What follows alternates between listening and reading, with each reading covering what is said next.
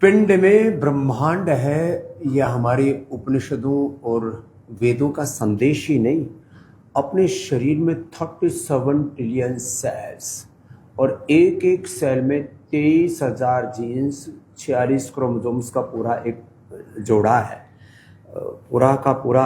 फिर उसके पीछे डीएनए, आरएनए, प्रोटीन फास्फोराइलेशन का पूरा एक बहुत ही बड़ा वैज्ञानिक तंत्र। माने एक सेल में एक बॉडी है और एक बॉडी में पूरा यूनिवर्स है। ये एक छोटी सी इकाई इस पूरे ब्रह्मांड की दृष्टि से, तो जिसमें आज पहले बोलते थे हजारों, फिर कहा लाखों, अब कहा करोड़ों, अब अरबों खरबों, मिलियन बिलियन नहीं कहते, ट्रिलियंस ऑफ यूनिवर्स है। अब बताओ कितना बड़ा ये तंत्र है। और उसमें हम लोग जब योग करते हैं ना, सबसे बड़ी बात है, तब पिंड और ब्रह्मांड की जो सारी दिव्य शक्तियां हैं वो हमें से जागृत हो जाती है, उद्बुद्ध हो जाती है, प्रकट हो जाती है, अभिव्यक्त हो जाती है। जैसे बीज में वृक्ष होता है लेकिन वो व्यक्त नहीं होता, वो प्रसुप्त होता है, वो उसके अंदर जागृत नहीं होता है। ऐसे ही और शरीर के अंदर कैसे कैसे कार्य चल रहे हैं, नेचर उसको अलाइन करती है। इसलिए हम हर दिन नेचर के साथ बैठते हैं। अब जैसे किसी को नींद ना आए, अब प्याज खाने से नींद अच्छी आ जाती है लोग। अब इसके ऊपर भी रिसर्च करो डॉक्टर अनुराग, कि प्याज खाने से, इसकी सलाद खाने से, इसकी सब्जी खाने से, पायलट है ना, यदि प्याज खा के आया हो या शराब पी के आया हो तो फ्लाइट नहीं उड़ा सकता, सो जाएगा। ये प्रोटोकॉल में है। ये प्याज यदि खा के आया, पायलट के मुंह से प्याज की गंध आ रही है, दारू की गंध आ रही है, तो जहाज नहीं उड़ा सकता, सो सकता है उसको। तो इसका संबंध, ये कुछ मिलिट्री इन्होंने को सीक्रेट करने के लिए ऐसा करो। इसके ना अनिद्रा के लिए बहुत दवाइयां बनी है। अब आप अगली दवाई जो अपने अनिद्रा के लिए बना रहे थे ना, स्लीपो, उसमें इसका प्याज का भी प्रयोग करो। इसका बहुत ही सूक्ष्म एक्सट्रैक्ट लो, जो इसके जो एक्टिव कंपोनेंट है ना, क्योंकि मेलाटोनिन जो सिंथेटिक लेते हैं उससे तो नींद अच्छी आ जाती है लोगों को, लेकिन वो फिर उसकी आदत पड़ती है और वो हमारे, क्योंकि फिर यदि बाहर से मेलाटोनिन लेने लगे तो अंदर वाला मेलाटोनिन गड़बड़ हो जाता है। बाहर से चाहे मेलाटोनिन लो, बाहर से चाहे इंसुलिन लो, बाहर से चाहे थायरोक्सिन आदि लो, बाहर से कोई भी चीज लेंगे तो अंदर शरीर में गफलत पैदा हो जाती है। मैं बनाऊं न बनाऊं, कब बनाऊं, कितना बनाऊं, पूरा जो अंदर का डिसिप्लिन है, सेल्फ डिसिप्लिन, भीतर का अथ योगानुशासनम, अनुशासनम शरीर से इंद्रियाणाम मनसा आत्मनः अनुशासनम, तत्र बाधा आगच्छति। आत्मानुशासन में बाधा आ जाती। सही बात है। तो अब जैसे इससे मेलाटोनिन का भी कोई संबंध है, काम करते हैं। ये बहुत बड़ी बात है। ये बहुत अच्छी बात। इस पर समझी काम करते हैं और चेक करते हैं कि इसके अंदर कौन से ऐसे घटक हैं जो नींद को प्रबल करते हैं, इंड्यूस, और बिना किसी साइड इफेक्ट। ये खास बात ही है। ये तो खाना है, समझिए, तो फूड है, तो उसमें साइड इफेक्ट है ही। तो अब देखो, ये तो हम जो कितना रहस्य है। आप श्वास भरते हैं, आप उसको लीटर में कैसे मापते हो? लंबा श्वास लेते हैं तो समझिए स्पाइरोमेट्री करते हैं, एक मशीन है जिसमें हम फूंक मारते हैं। एक बार के उसको कितना बोला जाता है? समझिए एक बार में उसको हम बोलते हैं इनहेल्ड वॉल्यूम, एक्सहेल्ड वॉल्यूम। तो जैसे समझिए जोर से कर रहे हैं उसको हम फोर्स इनहेल्ड वॉल्यूम कहते हैं और उसको फोर्स एक्सहेल्ड वॉल्यूम कहते हैं। समझिए ये नंबर 5 लीटर से लेके 10 लीटर तक जा सकता है। 5 से 10 लीटर? जो 10 लीटर समझिए बिल्कुल जैसे मैं ले रहा हूं ना, 5 से 10 लीटर। हाँ समझिए, जो टॉप एंड वाले हैं और जो जिनके लंग्स के फंक्शन खराब है, समझिए एक श्वास में, हाँ समझिए, उनके नंबर कम होते जाते हैं। तो ये भी एक लंग्स की कैपेसिटी को नापने का तरीका है। और ये 2400 किलोमीटर लंबा लंग्स है। हाँ, उसके साथ जुड़ा हुआ 1,00,000 किलोमीटर। यहाँ से जो सांस लेते हैं वो हार्ट में जाता है, हार्ट से पूरे सर्कुलेटरी सिस्टम में जाता है, माने आर्टरीज, कैपिलरीज, वेन्स, उन सब से पूरा सर्कुलेटरी सिस्टम 1,00,000 किलोमीटर लंबा। फिर एक एक वो हमारे ब्लड सेल तक जाता है, एक एक हमारे बॉडी के सेल तक जाता है। एक एक सेल का 6.5 फीट का उसका डीएनए, टोटल डीएनए की लेंथ है 74 अरब किलोमीटर। वहां तक ऑक्सीजन जाता है, एक एक सेल के भीतर तक जाता है। वो जो 23,000 जो उसके जीन्स हैं, वो सब समझिए उसी को ही ऑक्सीजन से ही जिंदा है। ऑक्सीजन से खाली हमारा ये शरीर ही जिंदा नहीं, एक एक सेल जिंदा है। ऑक्सीजन एक ईंधन की तरह काम करता है, ग्लूकोज को तोड़ने का काम करता है, और वो फिर माइटोकॉन्ड्रिया के अंदर चले जाता है, समझिए उससे ऊर्जा बनती है। हाँ, और उसको भी नियंत्रित करता है, फिर उसका न्यूक्लियस, उसका भी एक दिमाग है। इधर एक ये हमारा हेड ब्रेन है। इस शरीर के अंदर 37 ट्रिलियन ब्रेन है, छोटे छोटे ब्रेन से स्वामी जी, 37 ट्रिलियन ब्रेन है। एक दिमागी प्रधान और गौण, जैसे एक किसी उसमें राजनीतिक पार्टी में, किसी डेमोक्रेसी में एक हेड होता है ना, state of head of country, तो ऐसे ये हमारा हेड ब्रेन है। फिर इसके 37 ट्रिलियन ब्रेन है एक एक सेल के अंदर। उसके चारों तरफ रिसेप्टर्स हैं, उसके भी कुछ बीएसएफ है वहां पर भी, बॉर्डर सिक्योरिटी फोर्स है, उसके बाहर भी जो रिसेप्टर्स है वहां भी, फिर भीतर भी है, भीतर आर्मी रहती है सेल के अंदर, उसको फिर वो अंदर से सफाई कर्मचारी भी है अंदर समझिए, और वही ऑटोफेजी है, ऑटोफेजी माइटोफेजी। हाँ, वो सब वही समझिए, जो भी चीज काम की है शरीर और अब कोशिकाओं उसको को बना के ऑटोफेजी रखती है। माइटोफेजी को अच्छा करना हो तो गोधन अर्क पी लो, गोधन अर्क यदि शिला, और इसमें थोड़ा सा वो शिला तुलसी डाल दो, थोड़ा केसर डाल दो और हनी ऊपर से डाल दो, क्या गजब रेसिपी बनती है साहब, इतना बढ़िया टेस्ट बनता है साहब। मैं तो रोज पीता हूँ ना, मुझे इसका एडिक्शन हो गया। किसी को दारू का एडिक्शन, ये अच्छा एडिक्शन, किसी को दारू का एडिक्शन, किसी को बीड़ी सिगरेट शराब का, हमको गोधन अर्क का एडिक्शन हो गया। और इससे हमारा देखो शरीर कितना अच्छा है, देखो हम बिल्कुल ग्लो कर रहे हैं और एडिक्शन का फायदा होता हुआ दिखाई दे रहा है कि समझिए जितने भी सेल्स हैं वो हेल्दी हैं, हैप्पी हैं, और जो भी शरीर में एक्स्ट्रा है समझिए वो सब सारा कचरा अंदर का धो दिया साहब। आंतरिक सफाई हो रही है साहब, अंदर की सफाई, तन की सफाई, मन की सफाई, इंद्रियों की, चित्त चेतना आत्मा की। सिर्फ हमारे पंचगव्य पान किया करते थे और उससे शुद्ध होकर के फिर पूजा पाठ किया करते थे। तो आयुर्वेद भी गजब है साहब।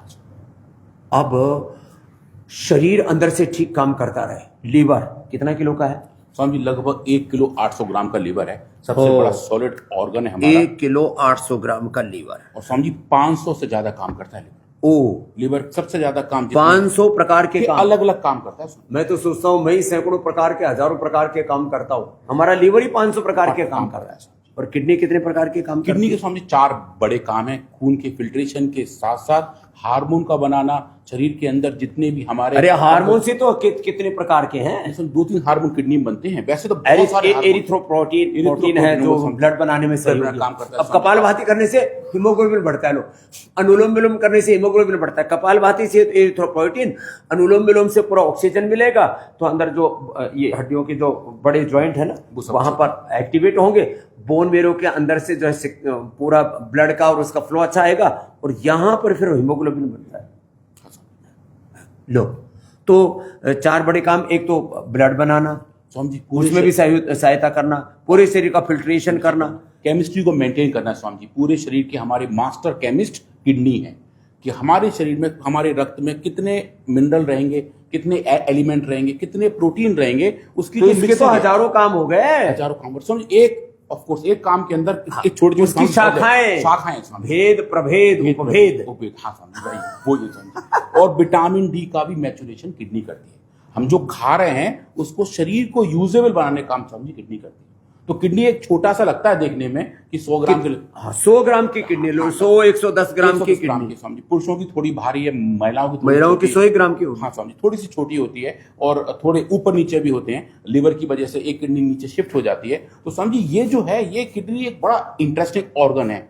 साइंस के लैंग्वेज में इसको कहें तो समझी ये एक स्पेयर ऑर्गन है। एक सिंगल किडनी भी काम कर सकती है। भगवान ने हमको 2 दे के भेजा हुआ है। स्टेपनी के तौर पे समझी दूसरी किडनी है। अगर भगवान ना करे कभी किसी को किडनी खराब हो जाए तो दूसरी किडनी समझी बड़ी ऑटोमेटिक ऑन हो जाता है। डबल इंजन की, डबल इंजन का हवाई जहाज है, डबल इंजन का पूरा वो जहाज है, वो यही है, डबल इंजन का हेलीकॉप्टर समझी। बिल्कुल सही। एक फेल हो गया, दूसरी चालू हो जाती है और वो बड़ी हो जाती है। वहां पायलट को गड़बड़ कर सकता है, यहाँ गड़बड़ नहीं, यहाँ नहीं गड़बड़ होती समझी। और ये बिल्कुल पूरे शरीर का लोड एक सिंगल किडनी ले सकती है। लो भगवान ने 2-2 किडनी दे रखी है, 2-2 फेफड़े 1 मिनट में 5 लीटर, हार्ट 1 मिनट में 5 लीटर ब्लड को ये पंप कर देता है। लो, और पूरे दिन भर में करीब 7200 लीटर ब्लड को पंप करता है। समझिए पानी की टंकी जो घर में रखी हुई है ऊपर 500 लीटर की, तो समझिए ऐसी कितनी टंकियां एक दिन में हमारा 7200 लीटर। कितना हार्ट की तरफ मेहनत करता है, कितना अंदर पुरुषार्थ चल रहा है। और आदमी प्रमादी बन के पड़ा हुआ, कछु नहीं करना,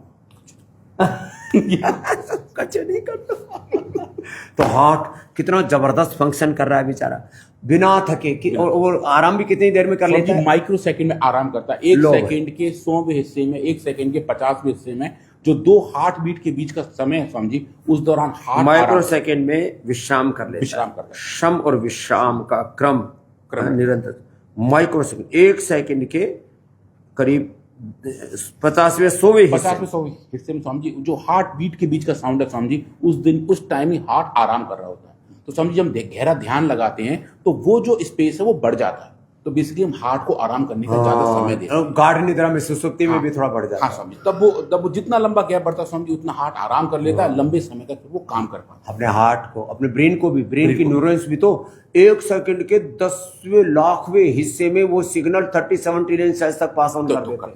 इसलिए दिमाग अच्छा रखना है तो विदाउट खाओ, मेमोरी ग्रिड खाओ, सुबह सुबह गाय का घी पियो, तिल का तेल पियो, नारियल का तेल पियो, बादाम रोगन लो, अखरोट का तेल समझ। अखरोट तो समझिए देखने में वो ब्रेन की तरह है, वो दो काम करता है, इधर ब्रेन को भी, ये करीब 1.5 किलो का है। हाँ समझ, 1 किलो 450 ग्राम। हाँ? और उसको भी अच्छा रखता है, और जो है वो उसकी आकृति इससे भी मिलती है, तो इनका लुब्रिकेशन अच्छा रखता है, आपस में हड्डियां कार्टिलेज नहीं किसी। हाँ समझ। ये अच्छे जो है, ये जो अच्छा फैट है ना, वो दिमाग भी बनाता है। करीब 80% जो हमारा ब्रेन है वो अच्छे कोलेस्ट्रॉल से बना है। इसलिए कहते हैं सुबह सुबह का शुद्धिकरण के लिए गोधन पियो, फिर गाय का घी खाओ, गाय का घी, बादाम, रोगन, इसलिए हम आपको ये सुबह सुबह खाने के लिए बोलते हैं।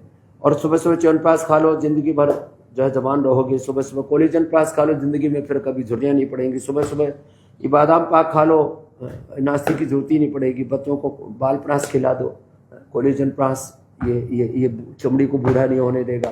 तो अब ये जो अच्छा फैट है, ये फैटी एसिड्स ये क्या क्या बनाते हैं? हम अच्छे फैट में जो हमारे 2 टाइप के कोलेस्ट्रॉल्स, फैट के मतलब जो हिस्से हैं इनको कोलेस्ट्रॉल कहते हैं, फैटी एसिड्स उन्हीं के ही एक कंपोनेंट हैं। तो जो अच्छे कोलेस्ट्रॉल हैं जिसको हम HDL कहते हैं, हाई डेंसिटी लाइपोप्रोटीन, समझिए वो हमारे शरीर में बहुत ज्यादा इस्तेमाल होते हैं।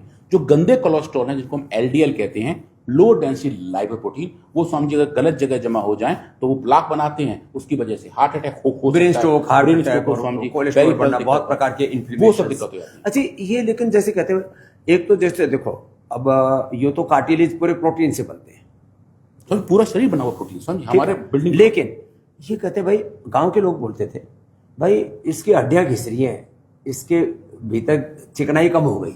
तो ये जो अब जैसे आजकल भी बोलते हैं कि आप यदि 1 चम्मच वर्जिन कोकोनट ऑयल पीते रहो, या तिल का तेल, या बादाम, रोगन, या गाय का घी, जो भी है, तो आपके कार्टिलेज भी नहीं घिसेंगे।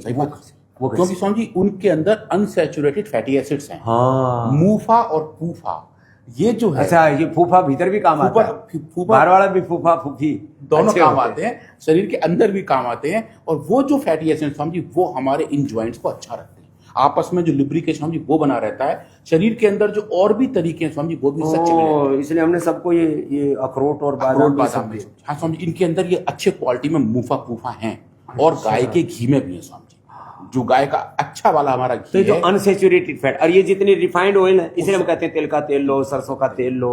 और हमने इसीलिए उपलब्ध कराया, हमारा उस उद्देश्य में कहता हूं, हम देश को एक बाजार नहीं परिवार मानते, और उसी भावना से चाहिए। शुद्ध तिल का तेल मिलता ही नहीं, तेल के नाम पर, और रिफाइंड ऑयल और कितने गंदे गंदे तेल, पूजा के तेल के नाम पर तो मिनरल ऑयल और पेट्रोलियम प्रोडक्ट उस पर लिखा होता है समझिए खाने के लिए नहीं है, मतलब जो हम खुद नहीं खा सकते वो हम भगवान को अर्पित करते। और पूजा का घी भी ऐसे, पूजा का घी भी ऐसा जिसमें मोटा मोटा लिख देते हैं। तो हम तिल का तेल शुद्ध उपलब्ध कराते हैं आपको, खा भी सकते हैं, लगा भी सकते हैं, और भगवान का दिया भी जला सकते हैं। तिल का तेल, बादाम, रोगन, फिर नारियल का तेल, और सरसों का कच्ची घानी का तेल, शुद्ध आपको गाय का घी, और सबसे अच्छा रिफाइंड ऑयल में सबसे अच्छा रिफाइंड ऑयल होता है राइस ब्रान। मतलब वैसे तो रिफाइंड ऑयल हम मना ही करते हैं, लेकिन राइस ब्रान फिर भी हेल्थ के लिए अच्छा होता है। तो जो अनसेचुरेटेड एसिड है ये नेचुरल ऑयल में होते हैं, घी में होते हैं। बिल्कुल, ये क्या होते हैं जरा अनसेचुरेटेड एसिड के बारे में? अनसेचुरेटेड फैटी एसिड ये है कि फैटी एसिड के अंदर सैचुरेशन कम है, जहाँ कार्बन कार्बन बॉन्ड्स समझिए उनके नंबर डिफरेंट है, तो वो हमारा शरीर को अलग तरीके से लेता है। अगर वो सैचुरेट हो जाए, मतलब पूरे बॉन्ड्स उनके अंदर भर जाएं, तो समझिए उनकी वजह से बीमारियां होती हैं। और समझिए एक बात ये भी है कि अगर हम अनसैचुरेटेड फैटी एसिड वाले तेलों को ज्यादा गर्म करें, बार बार गर्म करें तो समझिए वो हाँ, saturated अच्छे होने तेल शुरू भी, चाहे तिल का तेल है, चाहे बादाम का तेल है, चाहे गाय का घी है, चाहे वर्जिन कोकोनट ऑयल है, या नॉर्मल तिल का तेल है, सॉरी नारियल का तेल है, या सरसों का तेल। सरसों का तेल है। मैंने एक बार घी गर्म कर लिया गाय का, बहुत देर तक, बहुत देर ऐसे ही ट्राई करने के लिए कि क्या होता है ज्यादा गर्म करने से। बाद में ऐसा हो गया, वो घी गर्म करते करते एक तो उसमें से सारी खुशबू गायब हो गई, उसमें टेस्ट भी गायब हो गया, और बाद में जब वो बचा ना, ठंडा किया बाद में, तो ऐसा हो गया जैसे पस रबड़ मवाद जैसा हो जैसे। गया। हाँ समझी, हाँ बहुत वो समझी उसकी सब अच्छी चीज चली सब गई खत्म हो गया। और वो सैचुरेटेड फैट में कन्वर्ट हो गया शरीर के अंदर। समझी वो वैसे ही जाके खोदा जमा, ज्यादा तेल पका हुआ, ज्यादा तेल फिर में उसी से फैटी उससे liver, fatty brain liver, stroke, brain heart stroke, attack, heart inflammation, समझ- ओबेसिटी, पूरे शरीर की बीमारी डायबिटीज, ब्लड उसी सारे- प्रेशर, सारे वात पित्त कफ त्रिदोष। सब उसी वजह से होते हैं। तो इसलिए जो हलवाई लोग समोसे कचौड़ी बनाए जा रहे हैं, जो एक ही तेल में गरम गरम हाँ, एक की कढ़ाई में, मैंने पूछा भाई तेल कितने साल का? बोले जी 100 साल का। मैंने कहा कैसे? बोले बापू ने डाला था कढ़ाई में तेल, उसके बाद हमने तेल सूखने ही नहीं दिया, जैसे वो कढ़ाई में नीचे गया 1 लीटर, हमने 5 लीटर ऊपर से डाल दिया। कोई सामने तो वो कढ़ाई धोते भी नहीं, कढ़ाई धोते भी उनके नीचे की कढ़ाई पूरी काली, काली। ऊपर से भी कढ़ाई काली, और कई बार तेल भी काला, तेल भी काला। और उसमें जो सामान बनता है वो भी काला, और जो लोग खाते हैं वो अंदर से काले, तो सब कुछ समझिए खराब हो जाता है। तो ऐसी चीजों से हमें बचना चाहिए। तेल का इस्तेमाल समझिए एक बार बहुत से बहुत 2 बार ही करना चाहिए। तो इसलिए उतना ही तेल और घी ने समझिए जितना उन्हें इस्तेमाल करना है।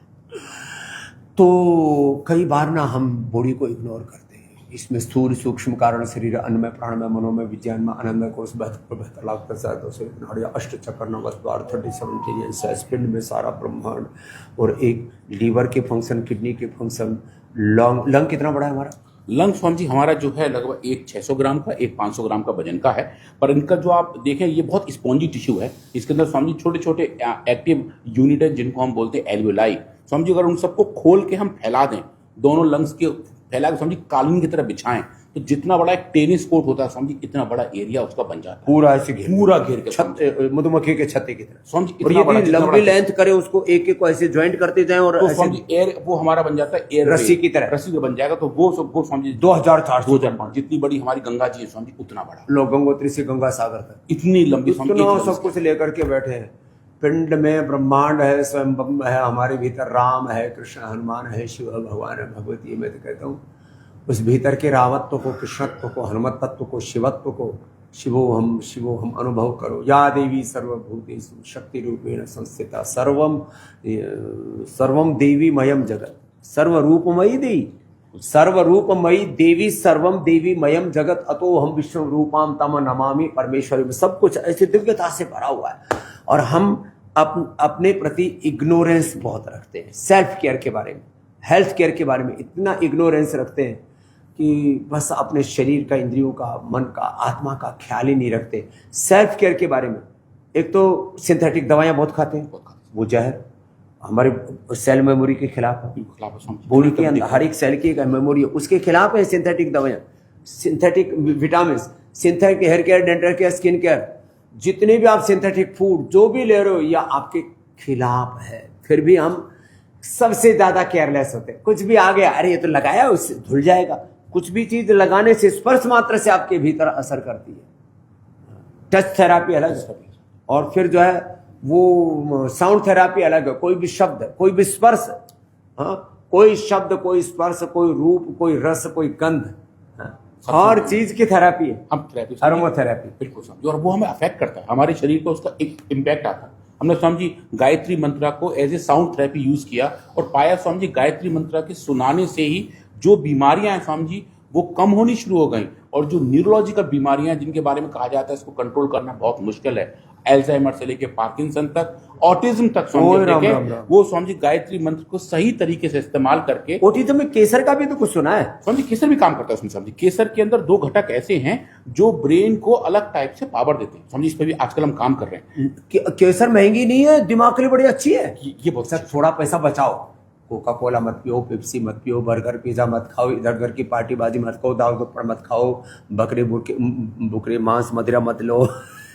लोग कितने, मतलब लोग कहते हैं मांसाहार में ताकत नहीं है। अरे मांसाहार ताकत तो है, हाथी में ताकत तो है, घोड़े में है हॉर्स पावर, हाथी जैसा बल, ऐसा बोला जाता है। अरे भैया घास फूस खाते हैं, हम क्या खाने पीने लग गए, अपनी चीज़ों को इग्नोर करें। केसर में ये महंगी थोड़ी है, केसर शिलाजीत सोना चांदी की भस्म, लेकिन बड़ी उनके गुण। तो समझिए खाने भी थोड़े थोड़े है ना, जो और लोग महंगी चीज बता रहे हैं वो समझिए खाते बहुत ज्यादा है, तो समझिए इसका पर कंजम्पशन कॉस्ट उतना ज्यादा नहीं आता। कितना?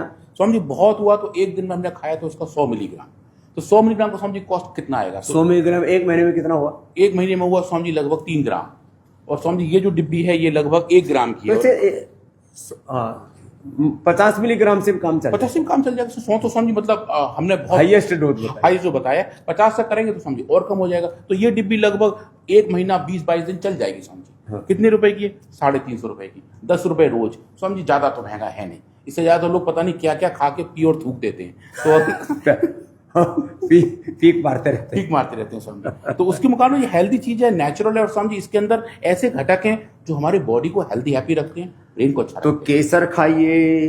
हाँ, ये तो आप जो है आप ही ले जाइए, आपको गिफ्ट देता हूँ। हमारी जो बहन जी हैं चारू को दे देना। ठीक है सर। और ये च्यवनप्राश, ये भी बड़ा अच्छा, ये इसमें 5000 मेडिसिनल कंपाउंड है अकेले में इसमें। हाँ, और ये समझिए बहुत 5,000 जब सर 5000 मेडिसिनल कंपाउंड हैं और नेचुरली अकरिंग मिनरल्स में समझिए, जिनकी तो ये हमारे पूरे सिस्टम- शरीर के पोषण के लिए। कुछ लोगों में गलत फहमी है, सर्दियों में केवल च्यवनप्राश खाना चाहिए। 12 महीने खा सकते हैं वात के रोगी और कफ के रोगी।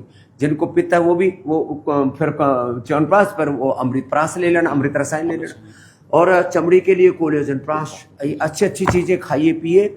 नेचर ने इतनी अच्छी चीजें बना, आप बताओ ना, नेचर सबसे बड़ा केमिस्ट है सबसे बड़ा केमिस्ट और भीतर का केमिस्ट हमारी किडनी। हमारी किडनी समझिए, वो सब तय करता है कि कितने केमिकल कंपाउंड कितने अंदर रहेंगे, कितने बाहर और निकालेंगे। वो उनको जो एक जड़ी बूटी में, एक वनस्पति में, एक साग सब्जी में, एक जो सलाद में, एक फूड में, एक ड्राई फ्रूट में कितने मेडिसिनल कंपाउंड, फूड कंपाउंड रहेंगे, ये नेचर तय करता है। ये नेचर तय करता है। समझिए कितने बनाने हैं और कब बनाने हैं वो भी समझिए नेचर तय करता है। किस ऋतु में बनाने, किस ऋतु में बनाने समझिए, और किस मात्रा में बनाने हैं, तो वो किस सब कालखंड में, किस कालखंड में। इसलिए जड़ी बूटियों को अलग अलग कालखंड में निकाला जाता था। बिल्कुल समझिए, और हमने इस पर काम करके देखा कि कौन सी जड़ी बूटी में किस टाइम यदि बेटाइम असमय उनको निकाल लिया जाए तो वो इमेच्योर रहेंगे, उनके अंदर वो मेडिसिनल कंपाउंड बहुत कम हो जाते हैं। तो हम नेचर भी प्लान करके तैयारी करते हैं। ओ, तो इसलिए हमने नेचर से लीवर के लिए लिवोग्रिड, किडनी के लिए रीनोग्रिड, थायराइड के लिए थायरोग्रिड, प्रोस्टेट के लिए प्रोस्टोग्रिड, शुगर के लिए मधुनाशिनी मधुग्रिड, बीपी के लिए मुक्तावटी बीपी ग्रिड, हार्ट के लिए कार्डियोग्रिड हृदयामृत, मस्तिष्क के लिए ये जो है ना इधर के मेधावती मेमोरी ग्रिड, ये सब नेचर से बनाए। फिर पूरी शरीर की इम्यूनिटी के लिए इम्यूनोग्रिड, इम्यूनोग्रिड गोल्ड, और फिर नर्वस सिस्टम के लिए न्यूरोग्रिड गोल्ड, हड्डियों के लिए पेडानिल गोल्ड ऑर्थोग्रिड, रेस्पिरेटरी के लिए सौसारी ब्रोनकोम, और शरीर गल सड़ जाए तो गोधन अर्क के साथ फिर कायाकल्पटी, नीम घनवटी, डर्माग्रिड, सोरोग्रिड या मिलिनोग्रिड। मोटापा हो जाए तो मेदोहर वेट को, इसका अनुपान, अब इसके ऊपर भी बहुत रिसर्च कर रहे हैं हमने। आगे की जो रिसर्च तय की है कि जो मेदोहर वेट को खाने का फायदा तो है, लेकिन यदि आप गोधन अर्क के साथ लेंगे तो उसका फायदा 5 गुना बढ़ जाता है, 10 गुना बढ़ जाता है। कितना बढ़ जाता है आपको थोड़ी दिन में उसको क्वांटिफाई करके भी बता देंगे। यदि आप जो है हृदयामृत को अर्जुनारिष्ट से ले रहे थे, उसकी बजाय आप उसको गोधन अर्क के साथ ले लो, कितना उसका बेनिफिट बढ़ जाएगा। सिस्टोग्रिड डायमंड आप गांठ के लिए ले रहे थे, गांठ कहीं पर भी हो, यहाँ हाथों में कौन सी क्या गांठ बोलते हैं, गैंग्लियन, यहाँ हो जाती है। फिर किसी की यहाँ बढ़ जाती है, किसी के इधर, यहाँ पर भी इधर उधर, कहीं पर हड्डी बढ़ जाए, कहीं पर मांस बढ़ जाए, लाइपोमा हो जाता है, लाइपोमा हो जाए, ऐसा लगता है वेनाइन मैलिग्नेंट ट्यूमर हो, पूरे शरीर में गांठ हो, गोधन अर्क, और उसके साथ सिस्टोग्रिड, और कैंसरस होने की संभावना है, जेनेटिक कैंसर है, उसका लाभ कई गुना बढ़ जाएगा। माने सिस्टोग्रिड डायमंड का लाभ गोधन अर्क के साथ कई गुना बढ़ जाता है। मैं आपको अनुभूति की बात बता रहा हूँ। सामान्य रूप से आपने नीम घनवटी, कायाकल्पटी, डर्माग्रिड, सोरोग्रिड, मिलिनोग्रिड और गोधन अर्क के साथ ली, उसको मल्टीपल बेनिफिट। सामान्य रूप से लिवोग्रिड ली और गोधन अर्क के साथ ली। हमारे एनपी सिंह साहब जो भारतीय शिक्षा बोर्ड के चेयरमैन है, उनके जो है वो परिवार में भाई का लड़का, उसको हेपेटाइटिस हो गई, उसने गोधन अर्क के साथ ली 1 महीने में। क्या बात, 1 महीने में हेपेटाइटिस जैसी बीमारी ठीक हो, हेपेटाइटिस, क्या बात, फैटी लिवर सिरोसिस। तो गोधन अर्क के साथ लिवोग्रिड लेने का अलग लाभ है। ठीक है। गोधन अर्क देखो, are effect, CRP, ANA, even SLB27, अब पेडानिल गोल्ड ली, खाली पेट गोधन अर्क के साथ ले ली, ठीक है। पहले ही दिन से RA-फैक्ट्री, CRP, ANA, AVN सबका शीर्षासन करा दिया, सब एकदम नॉर्मल रेंज में। नॉर्मल लेवल कितना बढ़िया है। यूरिक एसिड को धो करके निकाल दिया। खाली पेट पिनाइल गोल्ड ले लो, खाने के बाद ऑर्थोग्रिड ले लो, चंद्रप्रभा, गोक्षर आदि, योगराज, महायोगराज, गोकुल ले लो, अंदर से सारी हड्डियां रिपेयर हो जाएंगी, कार्टिलेज रिपेयर हो जाएंगे, अंदर से हड्डियां बुरबुरी हो गई हैं तो उसके अंदर देते हैं लाक्षादि गूगल। क्या गजब चीजें, नेचर ने इतनी बढ़िया चीजें बना रखी है। अंदर से अपनी सफाई करो, दो ही काम है, शुद्धिकरण, सशक्तिकरण। तो अब हम बोलते जाएंगे, आप सुनते जाएंगे, बहुत लंबा विषय है, लेकिन मैं सबसे आह्वान करता हूं कि एक तो 3 चीजें करो। एक तो आप उपवास करना शुरू कर दो, इंटरमीडिएट उपवास रोज करो, शाम को 7-8 बजे से लेकर के अगले दिन 8-10 बजे तक कुछ मत खाओ। 12 से 14 घंटा का इंटरमीडिएट उपवास कीजिए। अंदर से आपकी अंदर से सेल्फ हाइजीन मेंटेन हो, बिल्कुल उसको ऑटोफेजी, ऑटोफेजी होनी शुरू हो जाएगी। कोशिका के लिए भी सफाई, कोशिका के लेवल पर, इंट्रासेल्यूलर लेवल पर, और फिर आप ऊपर से ये ले लो। वैसे किसी दिन निर्जला उपवास कर लो, जल उपवास, फल उपवास, रस उपवास हो लगे, फिर ये गोधन अर्घ पी लो, इससे सफाई कर लो। अंदर जाता ही कूड़ा कचरा जमा हो गया तो संग प्रक्षालन, कोलन थेरेपी अब बस्ती कर लो। फिर ऊपर से स्नेहन के साथ स्वेदन करवा लो, पंचकर्मा षटकर्मा इसी के लिए करवाते हैं। पूरी सफाई कर लो, शुद्धिकरण। और फिर सशक्तिकरण के लिए च्यवनप्राश से लेकर के, घृतपान से लेकर के, फिर अलग अलग औषधियां, शुद्धिकरण और सशक्तिकरण में सारी बीमारियों का समाधान है। मैं कहता हूं गंदगी ही बीमारी है और सफाई ही दवाई। सफाई दवाई क्या क्या अच्छा अनुप्रास है शब्दों का, सफाई ही दवाई है और भीतर का कचरा ही खतरा है। कचरा ही भीतर जो भी इंफ्लेमेशन इस जमीन को जो फॉल्टी चीज, बिल्कुल सही बात। और ये मतलब अगर हम सफाई रखेंगे तो हम हेल्दी रहेंगे और अंदर जो है समझे कोई बीमारी पैदा ही नहीं होगा। हम 100 साल तक बहुत अच्छी जिंदगी जी सकते हैं। अब तो हमारा नेक्स्ट रिसर्च गोधन अर्घ के ऊपर बहुत ज्यादा और एजिंग के ऊपर है। ड्रोसोफिला की एज कितनी बढ़ा दी और उसकी सी एलिगेन की, समझिए लगभग दोनों की 21% से लेकर 33% तक दोनों की एज बढ़ गई जब उन्होंने सेवन किया अश्वगंधा का, इसका इम्यूनोग्रेड गोल्ड का, इम्यूनोग्रेड का और शिलाजीत का कर रहे हैं समझी। और जो इम्पैक्ट है समझो बहुत जबरदस्त है। और च्यवनप्राश भी खाने से च्यवनप्राश उछल रहे हैं, सभी च्यवनप्राश खा के तो उनकी हाइट जो जंप कर रहे हैं वो लंबा हो गया, हाइट जब बढ़ गई समझी, और खुशी ज्यादा है। उनका जो विंग्स का फ्लैपिंग साइन वो भी काफी अच्छा हो रहा है। तो ऊर्जा का ही स्रोत है। और जो आप कहते हैं समझी सशक्तिकरण का बहुत अच्छा एग्जाम्पल भी है, जब फ्लाई जैसे छोटे छोटे वर्म्स भी खा सकते हैं इंसान के। और वो देखो जब 25% हमने जीवों की आयु बढ़ाई थी तो मनुष्य की क्यों नहीं बढ़ेगी? हम भी तो बड़े जीव हैं। माने man is the ultimate creation of almighty. हम सृष्टि के सबसे उत्कृष्ट जीव हैं। उत्कृष्ट कृति भी है समझी, मतलब प्रकृति परमेश्वर की सबसे उत्कृष्ट रचना है। हाँ, तो जब छोटे छोटे जीवों की आयु बढ़ गई, मनुष्य की आयु तो और ज्यादा अच्छी बढ़ सकती है। हम तो और ज्यादा व्यवस्थित जीवन जी सकते हैं। उनको तो बेचारों को कुछ पता ही नहीं, तो भोगी योनि है। जब भोगी योनियों की हमने आयु बढ़ा दी, भोगी जीवों की, सूक्ष्म जीवों की, तो मनुष्य तो श्रेष्ठतम जीव है, उसकी आयु क्यों ना बढ़ेगी? तो ऐसे ही आप योग से जुड़िए, आयुर्वेद से जुड़िए, औरों को जुड़िए। और योग आयुर्वेद के नाम पर जो भ्रांतियाँ हैं कि आयुर्वेद की दवाइयाँ रिसर्च एंड एविडेंस बेस्ड नहीं, हमने रिसर्च एंड एविडेंस करके दिखा दिया कि सब रोगों को रिवर्स किया जा सकता है। कैंसर जैसे रोगों को भी, हार्ट ब्लॉकेज को भी, बीपी, शुगर, थायराइड, कोलेस्ट्रॉल की सब डिजीज को रिवर्स कर सकते हैं। आयुर्वेद के बारे में भ्रांति फैले, तुरंत लाभ नहीं होता। योग का आयुर्वेद का तुरंत लाभ होता है। आयुर्वेद के बारे में भ्रांति फैले, उसे लिवर किडनी खराब हो जाता है, हम फेल हुए, बल्कि सिंथेटिक दवाओं से फेल हुए लिवर किडनी, वो आयुर्वेद से अच्छे कर दिए। तो आयुर्वेद के बारे में और भ्रांति फैलाई कि जो है आयुर्वेद में कोई शुद्धता का कोई पैरामीटर नहीं है। मुड़े हुए फकीर का और घुटी हुई दवाई का कुछ पता नहीं लगता। उसके लिए भी हमारे पास में मिनटों के हिसाब से सैकड़ों हजारों उसके मेडिसिनल कंपाउंड को खोज सकते हैं। तो ये सब जो सब प्रकार की भ्रांतियाँ, इनसे बाहर निकलो। योग करने से क्या होगा, यजन करने से क्या होगा, भजन करने से क्या होगा, इनसे कोई पूछे दारू पीने से क्या होगा, बीड़ी सिगरेट शराब पीने से क्या होगा, अरे उससे तो जीवन का विनाश होगा। इसके करने से जीवन का सही विकास होगा। इसलिए योग, आयुर्वेद, नेचुरोपैथी को अपनाओ। ये शिक्षा की गुलामी, ये सिंथेटिक दवाओं की गुलामी, इनको अपने हमने उनको अपनी बैसाखियाँ बना रखा है। इसको छोड़ो। अपनी अंग्रेजी चिकित्सा, अरे अंग्रेज चले गए, अब हटाओ ना इसको। अंग्रेजी शिक्षा, अंग्रेजी चिकित्सा, मैं काले पाप करके 1835 में अंग्रेजी शिक्षा, अंग्रेजी चिकित्सा, शिक्षा पतंजलि गुरुकुलम आचार्य कुलम पतंजलि विश्वविद्यालय में लो 8954555599 के ऊपर संपर्क करो। पतंजलि गुरुकुलम आचार्य कुलम पतंजलि विश्वविद्यालय भारतीय शिक्षा बोर्ड की वेबसाइट के ऊपर विजिट करो, वहाँ पर जाओ। भारतीय शिक्षा लो, भारतीय चिकित्सा लो, और भारतीय शिक्षा भारतीय चिकित्सा विश्व शिक्षा व्यवस्था के रूप में प्रतिष्ठापित होने वाली है। भारतीय जीवन पद्धति विश्व जीवन पद्धति के रूप में प्रतिष्ठापित होने वाली है। तो आप जो है, और हाँ, चिकित्सा का लाभ लेने के लिए हमने एक टोल फ्री नंबर शुरू कर दिया 180029611111 1800-296-1111 क्या बात है। आप सुबह 6 बजे से लेकर के रात को 10 बजे तक आप खुद अपने परिजनों को कब तक लुटते पिटते रहोगे। लोगों को 10 20 30 40 साल हो गए दवा लेते लेते, ज्यों ज्यों दवा की मर्ज बढ़ता गया, कर्ज बढ़ता गया फिर भी लोग खाए जा रहे हैं।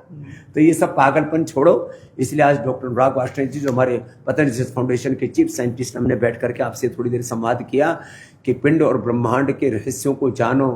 पिंड में जो ब्रह्मांड सन्निहित है और ब्रह्म की कृपा जो सन्निहित है उसको जानो। अपने आप को योग से, आयुर्वेद से, नेचर से, प्रकृति से, संस्कृति से जुड़ो और अपनी शक्तियों को जगाओ। आपके भीतर ही समाधान है। You have the whole medications in yourself, in your soul.